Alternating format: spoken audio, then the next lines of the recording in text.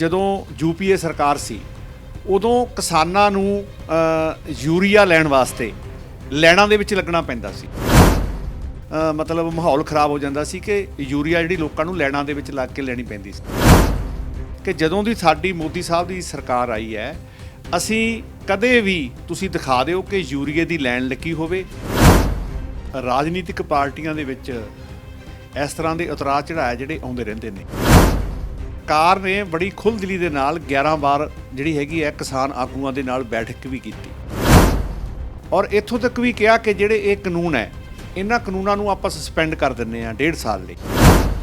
ਦੂਸਰੇ ਪਾਸੇ ਮਾਨਯੋਗ ਸੁਪਰੀਮ ਕੋਰਟ ਨੇ ਵੀ ਜਿਹੜਾ ਇਹਨਾਂ ਕਾਨੂੰਨਾਂ ਦੇ ਉੱਪਰ ਰੋਕ ਲਾਈ ਹੈ। ਸਰਕਾਰ ਬੜੀ ਖੁੱਲ੍ਹਦਿਲੀ ਦੇ ਨਾਲ ਕਿਸਾਨਾਂ ਦੀਆਂ ਮੰਗਾਂ ਮੰਨਣ ਨੂੰ ਤਿਆਰ ਹੈ। ਸੋ ਮੇਰਾ ਕਹਿਣਾ ਇਹ ਹੈ ਕਿ ਉਹ ਮਸਲਾ ਕੋਈ ਇਹੋ ਜਿਹਾ ਨਹੀਂ ਵੀ ਹੱਲ ਹੋਣ ਵਾਲਾ ਨਹੀਂ ਹੈ। ਜਿਹੜਾ ਸ਼੍ਰੀ ਗੁਰੂ ਗ੍ਰੰਥ ਸਾਹਿਬ ਦੀ ਬੇਅਦਬੀ ਦਾ ਮੁੱਦਾ ਹੈ, ਇਹ ਬੜਾ ਸੰਵੇਦਨਸ਼ੀਲ ਮੁੱਦਾ ਹੈ। ਦੋਵੇਂ ਪਾਰਟੀਆਂ ਇਹਦੇ ਉੱਪਰ ਰਾਜਨੀਤੀ ਕਰ ਰਹੀਆਂ ਨੇ। ਇਹਨਾਂ ਸਾਰੀਆਂ ਗੱਲਾਂ ਨੂੰ ਲੈ ਕੇ ਸਰਕਾਰ ਨੇ ਇਲੈਕਸ਼ਨ ਤੋਂ ਪਹਿਲਾਂ ਇਹ ਗੱਲ ਕਹੀ ਸੀ ਕਿ ਸਾਨੂੰ ਉਹਨਾਂ ਦੋਸ਼ੀਆਂ ਦਾ ਪਤਾ ਹੈ, ਅਸੀਂ ਉਹਨਾਂ ਦੋਸ਼ੀਆਂ ਨੂੰ ਫੜ ਕੇ ਸਲਾਖਾਂ ਦੇ ਪਿੱਛੇ ਕਰਾਂਗੇ। ਜਦੋਂ ਇੰਨੇ ਚਿਰ ਦੇ ਵਿੱਚ ਇਹ ਸਾਰੀ ਗੱਲ ਨਹੀਂ ਕਰ ਸਕੇ, ਲੇਕਿਨ ਹੁਣ ਇਲੈਕਸ਼ਨ ਦੇ ਨੇੜੇ ਆ ਕੇ ਸਿੱਟਾਂ ਤੇ ਸਿੱਟਾਂ ਬਣਾਈ ਜਾਣੀਆਂ, ਇਨਕੁਆਰੀ ਤੇ ਇਨਕੁਆਰੀ ਹੋਈ ਜਾਣੀ, ਮੈਂ ਸਮਝਦਾ ਕਿ ਇਹਨੂੰ ਇੱਕ ਇਹਨਾਂ ਨੇ ਚੋਣ ਮੁੱਦਾ ਬਣਾ ਲਿਆ। ਸੋ ਭਾਰਤੀ ਜਨਤਾ ਪਾਰਟੀ ਜਦੋਂ ਪਹਿਲਾਂ ਵੀ ਭਾਈਵਾਲੀ ਸੀ ਅਕਾਲੀ ਦਲ ਦੇ ਨਾਲ, ਅਸੀਂ ਉਦੋਂ ਵੀ ਸਟੈਂਡ ਲਿਆ ਸੀ। ਅਸੀਂ ਅੱਜ ਵੀ ਕਹਿੰਦੇ ਆ ਕਿ ਜੇ ਭਾਰਤੀ ਜਨਤਾ ਪਾਰਟੀ ਦੀ ਸਰਕਾਰ ਲੋਕ ਬਣਾਉਂਦੇ ਨੇ, ਸਾਨੂੰ ਪੂਰਨ ਉਮੀਦ ਹੈ ਤੇ ਅਸੀਂ ਜਿਹੜੇ ਉਹ ਦੋਸ਼ੀ ਨੇ ਉਹਨਾਂ ਨੂੰ ਫੜਨ ਦੇ ਵਿੱਚ ਕੋਈ ਦੇਰ ਨਹੀਂ ਲਾਵਾਂਗੇ, ਉਹਨਾਂ ਨੂੰ ਸਲਾਖਾਂ ਦੇ ਪਿੱਛੇ ਕਰਾਂਗੇ। ਅੱਜ ਲੋਕਾਂ ਨੂੰ ਮੈਂ ਸਮਝਦਾ ਕਿ ਕੁਝ ਪਾਰਟੀਆਂ ਮੰਗ ਤੇ ਬਣਾ ਰਹੀਆਂ ਨੇ। ਇਲੈਕਸ਼ਨ ਤੋਂ ਪਹਿਲਾਂ ਭਗਵੰਤ ਮਾਨ ਜਿਹੜੇ ਆਮ ਆਦਮੀ ਪਾਰਟੀ ਦੇ ਆ, ਉਹਨਾਂ ਨੇ ਕਿਹਾ ਸੀ ਕਿ ਜਿਹੜੀ ਪੰਜਾਬ ਦੇ ਵਿੱਚ ਅਕਾਲੀ ਦਲ ਬੀਜੇਪੀ ਹੈ ਜਾਂ ਕਾਂਗਰਸ ਹੈ, ਉਹ ਲੋਕਾਂ ਨੂੰ ਮੰਗ ਤੇ ਬਣਾਉਂਦੀਆਂ ਕਿ ਉਹਨਾਂ ਦੀ ਪਾਰਟੀ ਲੋਕਾਂ ਨੂੰ ਮੰਗ ਤੇ ਬਣਾਉਣ ਦੇ ਵਾਸਤੇ ਹੀ ਲੋਕਾਂ ਨੂੰ ਮੁਫਤ ਚੀਜ਼ਾਂ ਦੇ ਜਿਹੜੇ ਹੈਗੇ ਆ ਉਹ ਵਾਅਦੇ ਕਰਕੇ ਵੋਟਾਂ ਬਟੋਰਨਾ ਚਾਹੁੰਦੇ ਆ ਕਿ ਲੋਕਾਂ ਨੂੰ ਮੁਫਤ ਚੀਜ਼ਾਂ ਦੇ ਲਾਲਚ ਦੇ ਕੇ ਉਹਨਾਂ ਨੂੰ ਮੰਗ ਤੇ ਬਣਾਇਆ ਜਾ ਰਿਹਾ ਹੈ। ਖਬਰ ਦਿਨ ਪਰ ਦੇਖ ਰਹੇ ਸਾਰੇ ਦਰਸ਼ਕਾਂ ਦਾ ਮੈਂ ਏਕਤਾ ਸਿੰਗਲਾ ਸਵਾਗਤ ਕਰਦੀ ਹਾਂ। ਅੱਜ ਸਾਡੇ ਨਾਲ ਬੀਜੇਪੀ ਦੇ ਜਨਰਲ ਸੈਕਟਰੀ ਦਿਆਲ ਸੋਢੀ ਜੀ ਮੌਜੂਦ ਨੇ। ਸਰ, ਸਵਾਗਤ ਹੈ ਤੁਹਾਡਾ। ਸਤਿ ਸ਼੍ਰੀ ਅਕਾਲ ਜੀ। ਸਰ, ਸਭ ਤੋਂ ਪਹਿਲਾਂ ਤਾਂ ਤੁਹਾਨੂੰ ਬਹੁਤ-ਬਹੁਤ ਵਧਾਈ ਕਿ ਪੰਜਾਬ ਭਾਜਪਾ ਦੇ ਤੁਸੀਂ ਜਨਰਲ ਸੈਕਟਰੀ ਬਣੇ। ਹਾਂਜੀ, ਬਿਲਕੁਲ, ਧੰਨਵਾਦ ਜੀ ਤੁਹਾਡਾ। ਸਰ, ਇਸ ਟਾਈਮ ਜੋ ਹਾਲਾਤ ਨੇ ਪੰਜਾਬ ਭਾਜਪਾ ਦੇ ਵਿੱਚ, ਉਹ ਕਾਫੀ ਸਭ ਨੂੰ ਦਿਖਾਈ ਦੇ ਰਹੇ ਨੇ ਕਿ ਕਾਫੀ ਜ਼ਿਆਦਾ ਜੋ ਅਨਬਨ ਦੇ ਆਪਾਂ ਕਹਿ ਦਈਏ ਦੌਰ ਚੱਲ ਰਿਹਾ ਪੰਜਾਬ ਭਾਜਪਾ ਦੇ ਅੰਦਰ, ਕਿਉਂਕਿ 2022 ਦੇ ਵਿੱਚ ਇਲੈਕਸ਼ਨਸ ਵੀ ਆਉਣ ਵਾਲੇ ਨੇ। ਕੀ ਕਹਿਣਾ ਚਾਹੋਗੇ ਇਸ 'ਤੇ? ਦੇਖੋ, ਰਾਜਨੀਤਿਕ ਪਾਰਟੀਆਂ ਦੇ ਵਿੱਚ ਇਸ ਤਰ੍ਹਾਂ ਦੇ ਉਤਰਾਅ ਚੜ੍ਹਾਅ ਜਿਹੜੇ ਆਉਂਦੇ ਰਹਿੰਦੇ ਨੇ, ਲੇਕਿਨ ਭਾਰਤੀ ਜਨਤਾ ਪਾਰਟੀ ਇੱਕ ਬਹੁਤ ਵੱਡਾ ਸੰਗਠਨ ਹੈ ਔਰ ਅਨੁਸ਼ਾਸਨ ਦੇ ਤੌਰ ਤੇ ਵੀ ਭਾਰਤੀ ਜਨਤਾ ਪਾਰਟੀ ਜਿਹੜੀ ਹੈ ਉਹ ਬਿਲਕੁਲ ਦੂਸਰੀਆਂ ਪਾਰਟੀਆਂ ਦੇ ਨਾਲੋਂ ਵੱਖਰੀ ਹੈ। ਸੋ ਮੇਰਾ ਕਹਿਣਾ ਇਹ ਹੈ ਕਿ ਭਾਰਤੀ ਜਨਤਾ ਪਾਰਟੀ ਇੱਕ ਬਹੁਤ ਸੰਗਠਨਾਤਮਕ ਜਿਹੜਾ ਢਾਂਚਾ ਹੈ ਉਹ ਬੜਾ ਮਜ਼ਬੂਤ ਹੈ ਔਰ ਅਸੀਂ ਜਿਹੜੀ ਗੱਲ ਸਾਡੇ ਕੋਈ ਵਿਅਕਤੀ ਜਾਂ ਸਾਡਾ ਕੋਈ ਪਾਰਟੀ ਦਾ ਮੈਂਬਰ ਅਨੁਸ਼ਾਸਨਹੀਨਤਾ ਕਰਦਾ ਹੈ, ਅਸੀਂ ਸੰਵਿਧਾਨ ਮੁਤਾਬਕ ਉਹਦੀ ਕਾਰਵਾਈ ਕਰਦੇ ਹਾਂ। ਲੇਕਿਨ ਭਾਰਤੀ ਜਨਤਾ ਪਾਰਟੀ ਇੱਕ ਬਹੁਤ ਵੱਡਾ ਪਰਿਵਾਰ ਹੈ, ਬਹੁਤ ਮਜ਼ਬੂਤ ਸੰਗਠਨ ਹੈ। ਸੋ ਪੰਜਾਬ ਦੇ ਵਿੱਚ ਭਾਰਤੀ ਜਨਤਾ ਪਾਰਟੀ ਬੜੀ ਮਜ਼ਬੂਤ ਹੋ ਕੇ ਜਿਹੜੀ ਹੈ 2022 ਦੇ ਇਲੈਕਸ਼ਨ 'ਚ ਉੱਭਰੂਗੀ, ਇਹੋ ਜਿਹੀ ਕੋਈ ਗੱਲ ਨਹੀਂ ਹੈ। ਸਰ, 2022 ਦੇ ਚੋਣਾਂ ਜੋ ਨੇ ਬਹੁਤ ਹੀ ਨਜ਼ਦੀਕ ਨੇ, ਮਗਰ ਦੇਖਿਆ ਜਾਵੇ ਤਾਂ ਪੰਜਾਬ ਦੇ ਵਿੱਚ ਕ੍ਰਿਸ਼ੀ ਇੱਕ ਮੁੱਖ ਆਪਾਂ ਕਹਿ ਦਈਏ ਵੀ ਰੱਖਿਆ ਜਾਂਦਾ ਹੈ ਅਤੇ ਇਸ ਟਾਈਮ ਕਿਸਾਨ ਹੀ ਆਪਣੇ ਤੋਂ ਨਾਰਾਜ਼ ਨੇ। ਕਿ ਤੁਹਾਨੂੰ ਨਹੀਂ ਲੱਗਦਾ ਕਿ ਇਸ ਦਾ ਅਸਰ ਦੇਖਣ ਨੂੰ ਮਿਲੇਗਾ ਬੀਜੇਪੀ 'ਤੇ 2022 ਦੇ ਇਲੈਕਸ਼ਨਸ 'ਚ? ਦੇਖੋ, ਭਾਰਤੀ ਜਨਤਾ ਪਾਰਟੀ ਕਿਸਾਨਾਂ ਦੀ ਪਾਰਟੀ ਹੈ। ਭਾਰਤੀ ਜਨਤਾ ਪਾਰਟੀ ਦੇ ਵਿੱਚ ਲਗਭਗ 200 ਤੋਂ ਜਿਹੜੇ ਸਾਡੇ ਮੈਂਬਰ ਪਾਰਲੀਮੈਂਟ ਹੈ ਲੋਕ ਸਭਾ ਦੇ ਵਿੱਚ, ਉਹ ਸਾਡੇ ਕਿਸਾਨਾਂ ਦੇ ਵਿੱਚੋਂ ਹੀ ਚੁਣ ਕੇ ਆਏ ਨੇ ਔਰ ਮੈਂ ਸਮਝਦਾ ਕਿ ਭਾਰਤੀ ਜਨਤਾ ਪਾਰਟੀ ਨੇ ਜੋ ਕਿਸਾਨਾਂ ਲਈ ਕੰਮ ਕੀਤੇ ਨੇ ਉਹ ਸ਼ਾਇਦ ਪਿਛਲੇ 70 ਸਾਲਾਂ ਦੇ ਵਿੱਚ ਕਾਂਗਰਸ ਨਾ ਕਰ ਸਕੀ ਹੋਵੇ। ਇੱਕ ਮੈਂ ਥੋੜ੍ਹੀ ਜਿਹੀ ਤੁਹਾਨੂੰ ਉਦਾਹਰਨ ਦੇਵਾਂ ਕਿ ਜਦੋਂ यूपीए ਸਰਕਾਰ ਸੀ ਉਦੋਂ ਕਿਸਾਨਾਂ ਨੂੰ ਯੂਰੀਆ ਲੈਣ ਵਾਸਤੇ ਲੈਣਾਂ ਦੇ ਵਿੱਚ ਲੱਗਣਾ ਪੈਂਦਾ ਸੀ ਔਰ ਬੜੀ ਹਫੜਾ ਦਫੜੀ ਮੱਚ ਜਾਂਦੀ ਸੀ। ਉੱਥੇ ਬੜਾ ਮਤਲਬ ਮਾਹੌਲ ਖਰਾਬ ਹੋ ਜਾਂਦਾ ਸੀ ਕਿ ਯੂਰੀਆ ਜਿਹੜੀ ਲੋਕਾਂ ਨੂੰ ਲੈਣਾਂ ਦੇ ਵਿੱਚ ਲੱਗ ਕੇ ਲੈਣੀ ਪੈਂਦੀ ਸੀ। ਲੇਕਿਨ ਜਦੋਂ ਦੀ ਸਾਡੀ, ਮੈਂ ਇੱਕ ਛੋਟੀ ਜਿਹੀ ਉਦਾਹਰਨ ਦਿੱਤੀ ਹੈ ਤੁਹਾਨੂੰ, ਕਿ ਜਦੋਂ ਦੀ ਸਾਡੀ ਮੋਦੀ ਸਾਹਿਬ ਦੀ ਸਰਕਾਰ ਆਈ ਹੈ, ਅਸੀਂ ਕਦੇ ਵੀ ਤੁਸੀਂ ਦਿਖਾ ਦਿਓ ਕਿ ਯੂਰੀਏ ਦੀ ਲੈਣ ਲੱਗੀ ਹੋਵੇ। ਅਸੀਂ ਜਿਹੜੀ ਯੂਰੀਆ ਬਲੈਕ 'ਚ ਵਿਕਦੀ ਸੀ ਅਸੀਂ ਉਹਨੂੰ ਨੀਮ ਕੋਟਡ ਕਰਕੇ ਕਿਸਾਨ ਤੱਕ ਪਹੁੰਚਦੀ ਕਰ ਦਿੱਤੀ ਹੈ। ਔਰ ਇਹੀ ਨਹੀਂ ਹੈ ਬਲਕਿ ਕਿਸਾਨਾਂ ਦੇ ਖਾਤੇ ਦੇ ਵਿੱਚ ਕਿਸਾਨ ਜਿਹੜੀ ਹੈਗੀ ਹੈ ਯੋਜਨਾ, ਉਹਦੇ ਵਿੱਚ 2-2 ਹਜ਼ਾਰ ਰੁਪਈਆ 3 ਮਹੀਨਿਆਂ ਬਾਅਦ 6,000 ਰੁਪਈਆ ਸਾਲਾਨਾ ਕਿਸਾਨ ਦੇ ਖਾਤੇ ਦੇ ਵਿੱਚ ਆਉਂਦਾ ਹੈ। ਔਰ ਹੋਰ ਬੜੀਆਂ ਗੱਲਾਂ ਨੇ। ਜੇ ਮੈਂ ਕਹਾਂ ਕਿ ਕਿਸਾਨਾਂ ਦੇ ਪੱਖ ਦੇ ਵਿੱਚ ਜਿਹੜੀ ਭਾਰਤੀ ਜਨਤਾ ਪਾਰਟੀ ਹੈ ਉਹਨੇ ਬਹੁਤ ਵੱਡੇ ਫੈਸਲੇ ਲਏ ਨੇ। ਕਿਸਾਨ ਦੀ ਤਰੱਕੀ ਲਈ ਅਸੀਂ ਵਚਨਬੱਧ ਹਾਂ। ਲੇਕਿਨ ਜਿਹੜੀ ਗੱਲ ਤੁਸੀਂ ਕੀਤੀ ਹੈ ਕਿ ਕਾਨੂੰਨਾਂ ਦੇ ਉੱਪਰ, ਇਹਦੇ ਉੱਪਰ ਮੈਂ ਕਹਿਣਾ ਚਾਹੁੰਦਾ ਕਿ ਜਿਹੜੀ ਸਰਕਾਰ ਹੈ ਉਹ ਬੜੀ ਖੁੱਲ੍ਹਦਿਲੀ ਦੇ ਨਾਲ ਕਿਸਾਨਾਂ ਦੇ ਨਾਲ 11 ਵਾਰ ਉਹਨਾਂ ਨੇ ਗੱਲਬਾਤ ਕੀਤੀ ਹੈ। ਇੱਥੋਂ ਤੱਕ ਉਹਨਾਂ ਨੇ ਕਿਹਾ ਹੈ ਕਿ ਤੁਹਾਡੀ ਕੋਈ ਵੀ ਸਮੱਸਿਆ ਇਹਨਾਂ ਕਾਨੂੰਨਾਂ ਤੋਂ ਇਲਾਵਾ ਅਸੀਂ ਹਰ ਸੋਧ ਕਰਨ ਨੂੰ ਤਿਆਰ ਹਾਂ। ਔਰ ਜਿਹੜੀਆਂ ਕਿਸਾਨਾਂ ਦੇ ਪ੍ਰਤੀ ਹਿੱਤ ਦੇ ਵਿੱਚ ਕੋਈ ਹੋਰ ਮੰਗਾਂ ਨੇ, ਜਿਵੇਂ ਕੋਈ ਆਪਾਂ ਕਹਿ ਲਈਏ ਕਰਜ਼ਾ ਮਾਫੀ ਦੀ ਹੈ, ਜਾਂ ਕਿਸਾਨਾਂ ਦੇ ਲਈ ਕੋਈ ਸਬਸਿਡੀਆਂ ਦੀ ਹੈ, ਜਾਂ ਆਪਾਂ ਕਹਿ ਸਕਦੇ ਹਾਂ ਕਿ ਜਿਹੜੀ ਸਵਾਮੀਨਾਥਨ ਕਮਿਸ਼ਨ ਦੀ ਰਿਪੋਰਟ ਦੇ ਮੁਤਾਬਕ ਤੁਹਾਨੂੰ ਲੱਗਦਾ ਹੈ ਕਿ ਕਿਸਾਨ ਦੇ ਹਿੱਤ ਵਿੱਚ ਇਹ ਗੱਲ ਹਜੇ ਤੱਕ ਨਹੀਂ ਹੋਈ, ਸਰਕਾਰ ਟੇਬਲ ਟਾਕ ਤੇ ਬੈਠ ਕੇ ਹਰ ਗੱਲ ਕਰਨ ਨੂੰ ਤਿਆਰ ਹੈ। ਔਰ ਭਾਰਤੀ ਜਨਤਾ ਪਾਰਟੀ ਕਿਸਾਨਾਂ ਲਈ ਬੜੇ ਕੰਮ ਕਰਨ ਲਈ ਉਤਾਵਲੀ ਹੈ। ਔਰ ਪਹਿਲਾਂ ਵੀ ਕੰਮ ਕੀਤੇ ਹੈ, ਹੋਰ ਵੀ ਕਰਾਂਗੇ। ਕਿਸਾਨ ਦੀ ਤਰੱਕੀ ਹੈ ਤਾਂ ਦੇਸ਼ ਦੀ ਤਰੱਕੀ ਹੈ। ਸਰ, ਇਸ ਤੋਂ ਇੱਕ ਸਵਾਲ ਪੈਦਾ ਹੁੰਦਾ ਹੈ ਕਿ ਜੋ ਕਿਸਾਨਾਂ ਦਾ ਮਸਲਾ ਹੈ ਉਹ ਕਦੋਂ ਹੱਲ ਹੋਏਗਾ, ਕਿਉਂਕਿ ਕਾਫੀ ਲੰਬੇ ਸਮੇਂ ਤੋਂ ਲਗਭਗ 7 ਮਹੀਨੇ ਹੋ ਚੁੱਕੇ ਨੇ ਜੋ ਦੇਸ਼ ਦਾ ਕਿਸਾਨ ਹੈ ਸਰਹੱਦ ਤੇ ਬੈਠਾ ਦਿੱਲੀ ਦੀ, ਤੇ ਕੋਈ ਵੀ ਸੋਲਿਊਸ਼ਨ ਨਹੀਂ ਨਿਕਲ ਰਿਹਾ। ਜੋ ਬਾਰ-ਬਾਰ ਮੀਟਿੰਗਸ ਹੋ ਰਹੀਆਂ ਨੇ ਉਹ ਬੇਸਿੱਟਾ ਹੋ ਰਹੀਆਂ ਨੇ, ਤੇ ਕਾਫੀ ਟਾਈਮ ਤੋਂ ਮੀਟਿੰਗਸ ਵੀ ਨਹੀਂ ਹੋ ਰਹੀਆਂ। ਕਿਸਾਨ ਵੀ ਕਹਿ ਰਹੇ ਨੇ ਕਿ ਅਸੀਂ ਗੱਲਬਾਤ ਕਰਨ ਨੂੰ ਤਿਆਰ ਹਾਂ, ਮੋਦੀ ਸਰਕਾਰ ਵੀ ਕਹਿ ਰਹੀ ਹੈ ਗੱਲਬਾਤ ਕਰਨ ਨੂੰ ਤਿਆਰ ਹਾਂ, ਬਟ ਰਿਜ਼ਲਟ ਕੋਈ ਨਹੀਂ ਆ ਰਿਹਾ। ਦੇਖੋ, ਇਹਦੇ ਵਿੱਚ ਇੱਕ ਗੱਲ ਹੈ ਕਿ ਸਰਕਾਰ ਨੇ ਬੜੀ ਖੁੱਲ੍ਹਦਿਲੀ ਦੇ ਨਾਲ 11 ਵਾਰ ਜਿਹੜੀ ਹੈਗੀ ਹੈ ਕਿਸਾਨ ਆਗੂਆਂ ਦੇ ਨਾਲ ਬੈਠਕ ਵੀ ਕੀਤੀ।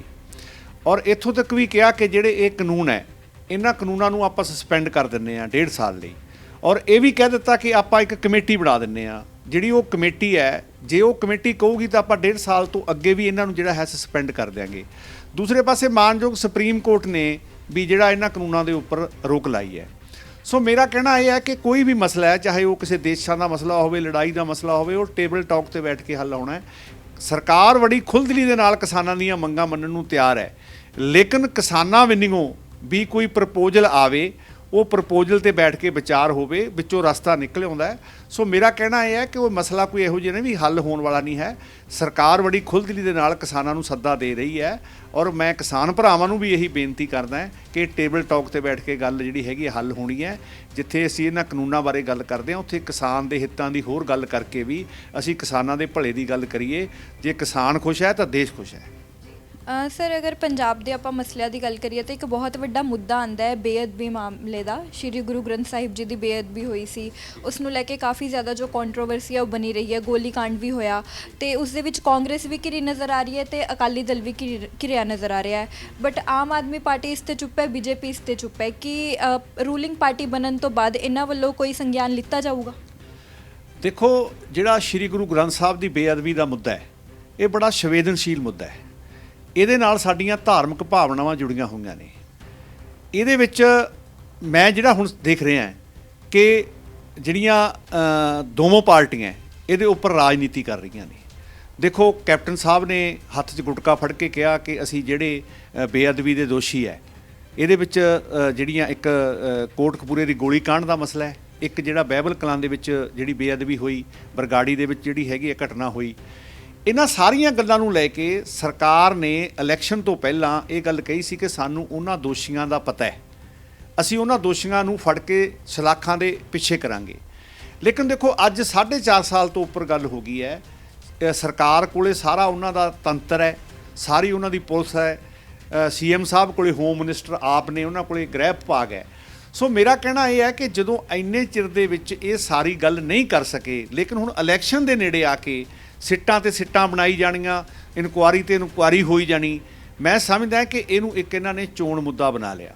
ਸੋ ਲੋਕਾਂ ਦੀਆਂ ਜਿਹੜੀਆਂ ਭਾਵਨਾਵਾਂ, ਜਾਂ ਅਸੀਂ ਕਹਿ ਸਕਦੇ ਨਾਨਕ ਲੇਵਾ ਸੰਗਤਾਂ ਜਿੰਨੀਆਂ ਵੀ ਹੈ, ਅਸੀਂ ਸਾਰੇ ਚਾਹੁੰਦੇ ਹਾਂ ਕਿ ਜਿਹੜੇ ਦੋਸ਼ੀ ਨੇ ਉਹ ਪਕੜੇ ਜਾਣੇ ਚਾਹੀਦੇ ਹੈ, ਸੱਚ ਸਾਹਮਣੇ ਆਉਣਾ ਚਾਹੀਦਾ ਹੈ, ਉਹ ਸਲਾਖਾਂ ਦੇ ਪਿੱਛੇ ਹੋਣੇ ਚਾਹੀਦੇ ਹੈ। ਕਿਉਂਕਿ ਇਹ ਸਰਕਾਰ ਨੇ ਇਲੈਕਸ਼ਨ ਤੋਂ ਪਹਿਲਾਂ ਲੋਕਾਂ ਦੇ ਨਾਲ ਇਹ ਵਾਅਦਾ ਕੀਤਾ ਸੀ। ਸੋ ਭਾਰਤੀ ਜਨਤਾ ਪਾਰਟੀ ਜਦੋਂ ਪਹਿਲਾਂ ਵੀ ਭਾਈਵਾਲੀ ਸੀ ਅਕਾਲੀ ਦਲ ਦੇ ਨਾਲ, ਅਸੀਂ ਉਦੋਂ ਵੀ ਸਟੈਂਡ ਲਿਆ ਸੀ ਕਿ ਜਿਹੜੇ ਦੋਸ਼ੀ ਹੈ ਉਹ ਅੱਗੇ ਆਉਣੇ ਚਾਹੀਦੇ ਹੈ, ਉਹਨਾਂ ਨੂੰ ਸਜ਼ਾਵਾਂ ਮਿਲਣੀਆਂ ਚਾਹੀਦੀਆਂ। ਅਸੀਂ ਅੱਜ ਵੀ ਕਹਿੰਦੇ ਹਾਂ ਕਿ ਜੇ ਭਾਰਤੀ ਜਨਤਾ ਪਾਰਟੀ ਦੀ ਸਰਕਾਰ ਲੋਕ ਬਣਾਉਂਦੇ ਨੇ, ਸਾਨੂੰ ਪੂਰਨ ਉਮੀਦ ਹੈ ਤੇ ਅਸੀਂ ਜਿਹੜੇ ਉਹ ਦੋਸ਼ੀ ਨੇ ਉਹਨਾਂ ਨੂੰ ਫੜਨ ਦੇ ਵਿੱਚ ਕੋਈ ਦੇਰ ਨਹੀਂ ਲਾਵਾਂਗੇ, ਉਹਨਾਂ ਨੂੰ ਸਲਾਖਾਂ ਦੇ ਪਿੱਛੇ ਕਰਾਂਗੇ। ਸਰ 2022 ਦੇ ਵਿੱਚ ਤੁਸੀਂ ਬੀਜੇਪੀ ਨੂੰ ਕਿੱਥੇ ਦੇਖਦੇ ਹੋ ਕਿ ਪੰਜਾਬ ਦੇ ਵਿੱਚ ਸਟਰੋਂਗ ਪਾਰਟੀ ਬਣ ਕੇ ਉੱਭਰੇਗੀ ਜਾਂ ਰੂਲਿੰਗ ਪਾਰਟੀ ਬਣੇਗੀ?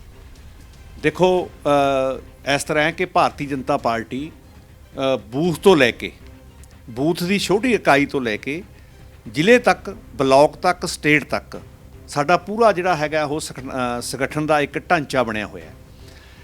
ਅਸੀਂ ਲੋਕਾਂ ਦੇ ਵਿੱਚ ਜਿਹੜੇ 5 ਸਾਲ ਦਾ ਸਰਕਾਰ ਦਾ ਫੇਲੂਅਰ ਹੈ ਇੱਥੋਂ ਦੀ ਕਾਂਗਰਸ ਸਰਕਾਰ ਦਾ, ਉਹ ਲੈ ਕੇ ਜਾਵਾਂਗੇ। ਔਰ ਜਿਹੜੀਆਂ ਸਾਡੀਆਂ ਕੇਂਦਰ ਦੀਆਂ ਪਿਛਲੇ 7 ਸਾਲ ਦੀਆਂ ਪ੍ਰਾਪਤੀਆਂ ਨੇ, ਦੇਸ਼ ਲਈ ਅਸੀਂ ਜੋ ਕੀਤਾ ਹੈ, ਦੇਸ਼ ਦੀ ਅੰਦਰੂਨੀ ਸੁਰੱਖਿਆ ਲਈ ਕੀਤਾ ਹੈ, ਦੇਸ਼ ਦੀ ਬਾਹਰੀ ਸੁਰੱਖਿਆ ਲਈ ਕੀਤਾ ਹੈ, ਅਸੀਂ ਵਪਾਰੀ ਵਰਗ ਲਈ, ਅਸੀਂ ਨੌਜਵਾਨਾਂ ਲਈ, ਅਸੀਂ ਜਿਹੜੇ ਐਸਸੀ ਵਰਗ ਲਈ, ਕਿਸਾਨ ਵਰਗ ਲਈ ਵੀ ਮੈਂ ਤੁਹਾਨੂੰ ਪਹਿਲਾਂ ਦੱਸਿਆ ਕਿ ਕੇਂਦਰ ਨੇ ਬਹੁਤ ਕੁਝ ਕੀਤਾ ਹੈ। ਲੇਕਿਨ ਜੋ ਮੌਜੂਦਾ ਹਾਲਾਤ ਨੇ, ਇਹਨਾਂ ਹਾਲਾਤਾਂ ਦੇ ਵਿੱਚ ਅੱਜ ਜੋ ਕਾਂਗਰਸ ਦਾ ਹਾਲ ਹੈ, ਅੱਜ ਜੋ ਕਾਂਗਰਸ ਦੀ ਜਿਹੜੀ ਹੈਗੀ ਹੈ ਅੰਦਰੂਨੀ ਲੜਾਈ ਹੈ, ਇਹ ਸਾਰੀਆਂ ਗੱਲਾਂ ਲੋਕਾਂ ਨੇ ਅਜ਼ਮਾ ਕੇ ਵੇਖ ਲਿਆ। ਸੋ ਅੱਜ ਲੋਕਾਂ ਨੂੰ ਮੈਂ ਸਮਝਦਾ ਕਿ ਕੁਝ ਪਾਰਟੀਆਂ ਮੰਗ 'ਤੇ ਬਣਾ ਰਹੀਆਂ ਨੇ। ਇੱਕ ਮੈਂ ਤੁਹਾਨੂੰ ਗੱਲ ਦੱਸਾਂ ਕਿ ਇਹ ਕੋਈ ਸਮਾਂ ਸੀਗਾ ਕਿ ਇਲੈਕਸ਼ਨ ਤੋਂ ਪਹਿਲਾਂ ਭਗਵੰਤ ਮਾਨ ਜਿਹੜੇ ਆਮ ਆਦਮੀ ਪਾਰਟੀ ਦੇ ਹੈ, ਉਹਨਾਂ ਨੇ ਕਿਹਾ ਸੀ ਕਿ ਜਿਹੜੀ ਪੰਜਾਬ ਦੇ ਵਿੱਚ ਅਕਾਲੀ ਦਲ ਬੀਜੇਪੀ ਹੈ ਜਾਂ ਕਾਂਗਰਸ ਹੈ, ਉਹ ਲੋਕਾਂ ਨੂੰ ਮੰਗ 'ਤੇ ਬਣਾਉਂਦੀਆਂ ਕਿ ਲੋਕਾਂ ਨੂੰ ਮੁਫਤ ਚੀਜ਼ਾਂ ਦੇ ਲਾਲਚ ਦੇ ਕੇ ਉਹਨਾਂ ਨੂੰ ਮੰਗ 'ਤੇ ਬਣਾਇਆ ਜਾ ਰਿਹਾ ਹੈ। ਲੇਕਿਨ ਅੱਜ ਮੈਂ ਕੁਐਸਚਨ ਕਰਦਾ ਕਿ ਉਹਨਾਂ ਦੀ ਪਾਰਟੀ ਲੋਕਾਂ ਨੂੰ ਮੰਗ 'ਤੇ ਬਣਾਉਣ ਦੇ ਵਾਸਤੇ ਹੀ ਲੋਕਾਂ ਨੂੰ ਮੁਫਤ ਚੀਜ਼ਾਂ ਦੇ ਜਿਹੜੇ ਹੈਗੇ ਹੈ ਉਹ ਵਾਅਦੇ ਕਰਕੇ ਵੋਟਾਂ ਬਟੋਰਨਾ ਚਾਹੁੰਦੇ ਆ। ਸੋ ਮੇਰਾ ਇਹ ਕਹਿਣਾ ਹੈ ਕਿ ਲੋਕ ਬੜੇ ਸਿਆਣੇ ਹੋ ਗਏ, ਲੋਕ ਪੜ੍ਹ ਲਿਖ ਗਏ, ਉਹਨਾਂ ਨੂੰ ਪਤਾ ਹੈ ਕਿ ਕਿਹੜੀ ਪਾਰਟੀ ਸਾਡੀ ਦੇਸ਼ ਦੀ ਤਰੱਕੀ ਕਰ ਸਕਦੀ ਹੈ, ਕਿਹੜੀ ਪਾਰਟੀ ਸੂਬੇ ਦੀ ਤਰੱਕੀ ਕਰ ਸਕਦੀ ਹੈ। ਸੋ ਮੈਨੂੰ ਪੂਰਨ ਉਮੀਦ ਹੈ ਭਾਰਤੀ ਜਨਤਾ ਪਾਰਟੀ ਇੱਕ ਬਹੁਤ ਵੱਡੀ ਪਾਰਟੀ ਬਣ ਕੇ ਪੰਜਾਬ ਦੇ ਵਿੱਚ ਉੱਭਰੂਗੀ ਔਰ ਅਸੀਂ ਸਰਕਾਰ ਵੀ ਬਣਾਵਾਂਗੇ। ਸ਼ੁਕਰੀਆ ਸਰ ਤੁਹਾਡਾ ਬਹੁਤ। Thank you. ਇਹ ਕੀਤੀ ਅਸੀਂ ਦਿਆਲ ਸੋਢੀ ਜੀ ਨਾਲ ਖਾਸ ਗੱਲਬਾਤ, ਜਿਨ੍ਹਾਂ ਵਿੱਚ ਉਹਨਾਂ ਨੇ ਕਿਸਾਨੀ ਮੁੱਦੇ ਤੇ ਗੱਲ ਕੀਤੀ ਅਤੇ ਦੱਸਿਆ ਕਿ ਕਿਸ ਤਰੀਕੇ ਨਾਲ ਜੋ ਕਿਸਾਨਾਂ ਦਾ ਮੁੱਦਾ ਹੈ ਉਹ ਹੱਲ ਕੀਤਾ ਜਾਏਗਾ, ਅਤੇ ਬੇਅਦਬੀ ਮਾਮਲੇ ਤੇ ਵੀ ਉਹਨਾਂ ਨੇ ਗੱਲ ਕੀਤੀ ਅਤੇ ਕਿਹਾ ਕਿ ਜੋ ਇਹ ਬੇਅਦਬੀ ਮਾਮਲੇ ਅਗਰ ਬੀਜੇਪੀ ਸਰਕਾਰ ਰੂਲਿੰਗ ਪਾਰਟੀ ਆਉਂਦੀ ਹੈ ਤਾਂ ਇਸ 'ਤੇ ਜ਼ਰੂਰ ਕੋਈ ਨਾ ਕੋਈ ਕਾਰਵਾਈ ਜ਼ਰੂਰ ਕਰੇਗੀ। ਇਸੇ ਦੇ ਨਾਲ ਕੈਮਰਾਮੈਨ ਬੌਬੀ ਦੇ ਨਾਲ ਮੈਂ ਏਕਤਾ ਸਿੰਘਲਾ, ਤੁਸੀਂ ਦੇਖਦੇ ਰਹੋ ਖਬਰ ਦਿਨ ਪਰ।